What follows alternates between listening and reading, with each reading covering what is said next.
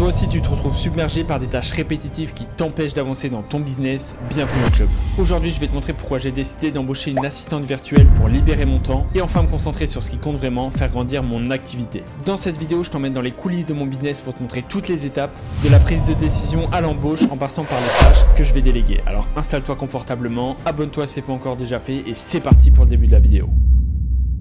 Tout d'abord, qu'est-ce que c'est une assistante virtuelle? C'est tout simplement une personne en tant que freelance, donc c'est-à-dire qu'elle va travailler de n'importe où, 100% à distance, mais elle va pouvoir choisir son job, choisir son métier.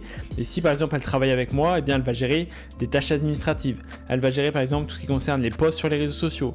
Elle va gérer l'onboarding de mes clients. Elle va gérer tout ce qui concerne le devis, les facturations. C'est plein de petites tâches en fait qui, quand elles s'accumulent, ça fait perdre énormément de temps, ça prend énormément de charge mentale et quand tu commences à avoir une boîte là, qui dépasse les 5 chiffres et qui commence à faire un peu d'argent, je vais pouvoir là, tu vois, me permettre de dépenser plusieurs centaines, voire peut-être 4 chiffres, un peu plus de 1000 € pour payer une personne qui va travailler 6, 8, 10 heures par semaine en fonction du besoin sur justement toutes ces tâches. Et moi dans cette vidéo l'objectif c'est de te montrer concrètement tout le processus que je suis en train de faire parce que moi je débute dans le management, je débute dans tout ce qui est la délégation, tout va très vite, tu vois, d'avoir une entreprise, elle a commencé à faire du 15, 20, 25 000 € par mois, c'est allé très vite, mais du coup je me rends compte que mon temps il est de plus en plus limité et si je veux continuer à faire croître ma boîte et mon entreprise, et là plus précisément mon école, j'ai pas le choix de me concentrer sur ce qui a vraiment entre guillemets d'utilité on va dire dans mon rôle de CEO. Donc pour commencer, je vais avoir besoin de trouver des profils d'assistantes virtuelles qui justement vont être disponibles pour pouvoir gérer ces tâches-là. Dans un premier temps, on va pouvoir se rendre sur des sites comme ComeUp. ComeUp, c'est un peu comme Fiverr. Hein. Si vous ne connaissez pas Fiverr, ça va être des sites qui vont permettre, quand on va taper assistante virtuelle, hop, voilà, donc la virtuelle assistante, etc. etc. Il y en a différents. Maintenant, bon, il y en a en français, il y en a en anglais. C'était la première solution. Deuxième solution, ça va être sur ComeUp. Assistante virtuelle. Mais encore une fois, sur ComeUp, pareil, il n'y en a pas énormément. Voilà, il n'y a même pas beaucoup d'avis, etc. Il y en a une, mais là, elle a 304 avis. Je pense que c'est juste des petites tâches comme ça déléguées en one shot. Moi j'ai besoin de quelqu'un qui soit là sur le long terme, c'est à dire que là pendant 3, 6 mois, 1 an, même par la suite que je la fasse évoluer entre guillemets dans la boîte, la personne elle puisse être là à mes côtés et pouvoir m'aider sur toutes ces parties. Donc au début ComeUp, Fiverr, etc. c'était assez compliqué, du coup je me suis redirigé vers une autre plateforme qui s'appelle Malt. Donc Malt, si vous ne connaissez pas, en fait c'est une plateforme qui permet de recruter des freelances et c'est super puissant parce que c'est là où il y a tous les freelances, on va dire vraiment de qualité qui sont là pour développer leur activité. Donc là par exemple, on va se retrouver dans l'onglet candidature sur Malt. Si toi derrière cette vidéo tu as une boîte, tu souhaites justement embaucher une assistante administrative, mais donc là par exemple tu vois j'ai créé une mission, donc je vais cliquer dessus. Donc là on se retrouve sur la mission que j'ai créée, assistante administrative pour une académie dédiée à l'entrepreneuriat en ligne. Donc en gros j'ai fait une sorte de fiche de poste. À partir de là, j'ai dû détailler mon projet. Donc là, par exemple, voilà, je cherche du télétravail, environ 1 heure par semaine. En fait, il faut comprendre que là, les freelances, je vais te montrer. Donc là, par exemple, je vais taper assistante administrative. Voilà, ça se trouve direct. Je vais dire que c'est à distance parce que moi, c'est en 100% remote. Et là, par exemple, on va en avoir plein de profils. Le truc, c'est que tu vas avoir des 150, 200, 300 € par jour. Tu vois, c'est des tarifs où tu te dis, effectivement, ça peut être énormément, etc. En fait, il faut diviser à l'heure. Une assistante administrative, elle va peut-être travailler 1 à 2 heures par jour. Peut-être un peu plus, mais ça dépend ce que tu as besoin. Et si tu ouvres tout simplement une calculatrice, on va dire elle va travailler 2 heures par jour, 5 jours par semaine, ça va faire 10 heures. On va dire qu'une journée, c'est 8 heures de travail. Donc on est à 8 et 8, 16, 16 et 16, 32. Donc on est à 32 heures dans le mois. Si on fait 32 heures dans le mois et qu'ensuite, par exemple, on est à 200 € par jour, 200 divisé par 8, on est à 25 € de l'heure et tu fais 25 fois 32 par exemple. Et tu vois qu'au final, tu n'es qu'à 800 € par mois. Tu es qu'à 800 € par mois, entre guillemets, bien sûr ça reste un budget, mais 800 € par mois pour te libérer, entre guillemets, 32 heures de travail, c'est énorme, tu vois. Et comment ça fonctionne? Du coup, là j'ai commencé à décrire, voilà, etc. Je suis Julien Bizan, fondateur de l'Académie Business Moon, une école d'entrepreneuriat en ligne. Je recherche une assistante administrative freelance pour soutenir la gestion quotidienne de l'école et m'accompagner dans le développement de notre école certifiée par l'État. Donc vos missions principales, là j'ai essayé de développer au maximum mes missions, mais encore une fois c'est nouveau tu vois pour commencer à déléguer, donc je souhaite te partager concrètement ce que je mets en place. Vos missions principales, donc tout ce qui concerne la facturation et la gestion de devis, Donc assurer le suivi des paiements, gérer toute la génération de factures, de devis, etc. En fait, c'est redondant, il faut se connecter sur l'outil, il faut prendre les infos, il faut mettre, il faut envoyer par mail, tout ça, ça prend du temps en fait. Effectuer les relances clients s'il y a des échecs de paiement, etc.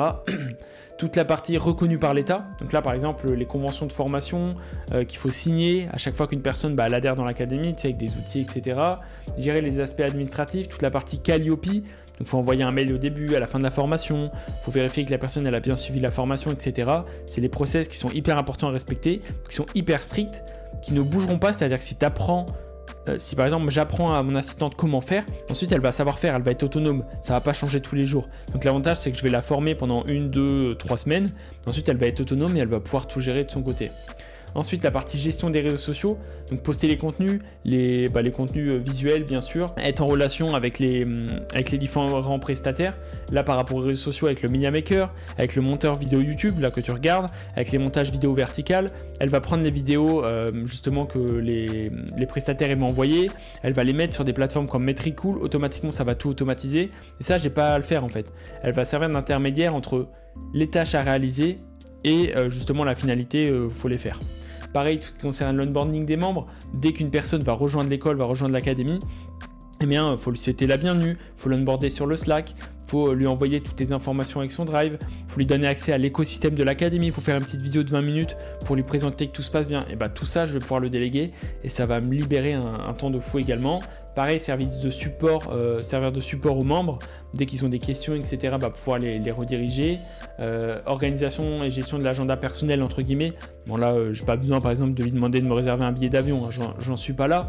Mais dans l'idée, s'il y a des visios, des choses à préparer, là, tu vois, je suis en train de créer un CFA pour faire de l'alternance, du RNCP, tout ça. Il va y avoir pas mal de boulot d'ici l'année prochaine.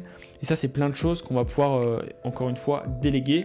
Et la coordination avec les prestataires. Profil recherché, bon voilà, etc. Autonomie, voilà, en gros, là, les tarifs journaliers, là, par exemple, en moyenne, c'était 125 € par jour. Voilà, le rôle, office manager, nombre de travail environ 1 jour par semaine. Là, encore une fois, je sais pas, c'est pour ça que c'est le gros travail aujourd'hui. Quand toi, tu dois déléguer, tu dois effectivement découvrir combien de temps ça te prend. Actuellement, moi, comme c'est moi qui faisais une grosse partie du travail, même si l'équipe, elle gérait d'autres tâches, toutes ces tâches-là, c'est moi qui les faisais. Mais du coup, je ne sais pas exactement combien de temps ça prenait. Donc là, c'est à moi pendant 1 à 2 semaines. Je vais devoir calculer, traquer exactement combien de temps ça me prend. Par exemple, là, la gestion de facture de vie, ça me prend tant de temps. La partie Calliope reconnue par l'État, ça me prend tant de temps par semaine. La partie gestion des réseaux sociaux, etc. Et là, je vais évaluer, tiens, il faut 8 heures par semaine. Je sais que je vais la payer tant d'euros, etc. en fonction. Du temps contre de l'argent, c'est comme ça que fonctionne un freelance. Et donc là, on se retrouve sur Notion. Encore une fois, c'est un outil qui est trop puissant parce que vous voyez, hein, j'ai tout dessus, toutes mes différentes sections, ma partie organisation des tâches, ma partie création de contenu, ma partie process, Calliope, CPF, tout ça. Si tu es curieux d'ailleurs sur cette vidéo, tu peux me mettre un commentaire et me dire précisément qu'est-ce que tu aimerais que je te montre. Et avec plaisir, je pourrais te montrer tout le reste. Mais là, par exemple, du coup, je suis en train de faire un onboarding parce que Notion, c'est trop puissant pour ça. Où là, j'ai déjà fait des visios, etc. avec certains freelances que je vais pouvoir embaucher. Et dès que là, je vais embaucher un freelance, qu'on est bon, on va lancer la presta, je vais lui donner accès à cette Notion. Et c'est là que je vais pouvoir tout gérer. Comme par exemple, partie facturation et administratif. Éditer la convention de formation à chaque fois qu'il y a un apprenant qui rejoint, assurer le suivi des paiements. Il y en a qui vont payer via Stripe, il y en a qui vont payer via CPF, il y en a qui vont faire des virements, gérer tout avec des tableaux, etc. Donc là, par exemple, tu vois, je te disais le suivi des paiements. On va se retrouver, par exemple, sur, tu vois, un tableau que j'ai sur OneDrive. J'ai plein de tableaux Excel comme ça. Et sur ce tableau, tu vois, j'ai le numéro de la ligne. Alors ça, c'est en interne avec mes setters. J'ai quel setter a fait telle commission, etc. Donc ça, c'est pour le dernier mois. Ensuite, d'où ça provient? Est-ce que les leads vont provenir de France Travail? Est-ce qu'ils vont provenir du CPF? Est-ce qu'ils vont provenir de YouTube? Est-ce qu'ils vont provenir de la publicité? Pareil, remplir le nom de l'élève. Tu vois, toutes ces infos, il faut aller les piquer à droite à gauche. Là, on peut les rassembler. Ça permet de s'organiser. Tu vois que c'est tous ces tableaux Excel. Mais pour ça, il faut les rentrer, les données. Et en fait, moi, ça n'apporte rien que je le fasse. Donc, j'ai juste à calculer mon taux horaire sur la semaine et sur le mois. Et si je sais que, par exemple, 1 heure de travail, moi, j'apporte, je sais pas, 100 € à l'entreprise, et bien dans ce cas-là, je peux me permettre de payer une personne moins de 100 € pour faire cette tâche à la place. Donc oui, ma marge va être réduite, mais je vais gagner 1 heure. Donc au final, je gagne de l'argent. Par exemple, le montant total de chaque vente, la date du premier versement, date prévisionnelle, alors ça, c'est que si c'est pour le CPF, montant de la première mensualité, moyen de paiement, nombre de mensualités, type de paiement, etc. Donc ça, tu vois, c'est un tableau par exemple que mon assistante elle pourra remplir avec toutes les données et moi j'aurai rien à faire. Pareil, ensuite, du coup, assurer le suivi des paiements, gérer les devis, factures et tout. Donc ça, c'est avec les outils qu'on utilise. Tout ce qui est comptabilité, donc par exemple, remplir le tableau KPI mensuel. Ça, c'est toutes les KPI, le nombre de leads qu'on a eu dans le mois, le nombre de visio, etc. Tu sais, faut faire les calculs, aller sur le calendrier, aller sur iClose, aller sur le Pipedrive et tout. Bah ça, il suffit de faire les calculs et de le mettre. Mais encore une fois, c'est du temps et il faut pouvoir le faire. Le tableau de suivi de vente, le tableau des commissions. Là, l'assistante directement, elle aura accès au groupe. Là, de mon équipe avec les setters, les closers. Hop, dès qu'il y en a un qui a fait une commission, bam, on le note sur le tableau. Mais moi, comme ça, j'ai pas à suivre tout le temps sur le groupe. L'assistante, elle va pouvoir le faire. Ensuite, côté gestion réseaux sociaux, planifier les vidéos YouTube. Là, on va pouvoir mettre le titre YouTube, planifier la date du post, faire la table des matières. Tu sais, là, sur les vidéos YouTube, tu as les timelines. Tu sais, partie 1, partie 2, partie 3. Ça, faut écouter la vidéo. Faut voir à partir de tel moment. Hop, deuxième astuce, bam, faut mettre 2 minutes, machin. C'est chiant. Et donc ça, directement, tu le délègues. Écrire le commentaire épinglé, tous ces trucs-là. Tu vois, ces trucs qui paraissent bêtes, mais je t'assure, si je délègue tout ça, ça m'enlève la charge mentale et je pourrais me concentrer que sur la base. Faire la création de contenu, gérer l'équipe, apporter de la valeur, faire les partenariats, augmenter le business, enfin que des choses qui apportent réellement de la valeur à l'entreprise.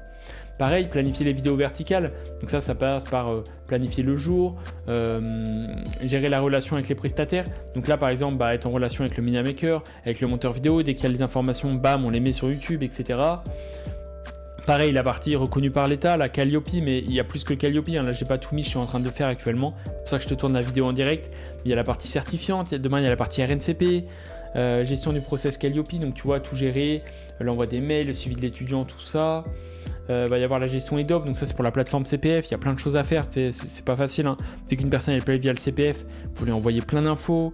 Une fois que la personne elle paye, effectivement, il va falloir dire qu'elle entre en formation, qu'elle sort de formation, qu'elle a bien tout suivi. D'ailleurs, si tout ça, ça t'intéresse, personne n'en parle sur YouTube, donc je pourrais te montrer concrètement comment ça fonctionne. Pareil, la gestion via France Travail. Il y a des plateformes qu'on a en interne pour que les gens ils se fassent financer via France Travail, mais tout ça, il faut le gérer. Suite Digiformat, c'est un outil qu'on utilise pour gérer toute la partie Calliope, s'assurer du suivi de l'accompagnement. Tout ça, c'est des choses, encore une fois, qui vont servir pour le développement de l'entreprise. Une partie onboarding client, ça c'est trop important. J'aime trop le faire, mais ça apporte rien. C'est dès qu'il y a un membre qui rejoint l'école, effectivement, il faut prévoir une première visio, il faut lui donner les accès à l'écosystème, lui montrer comment ça fonctionne, etc.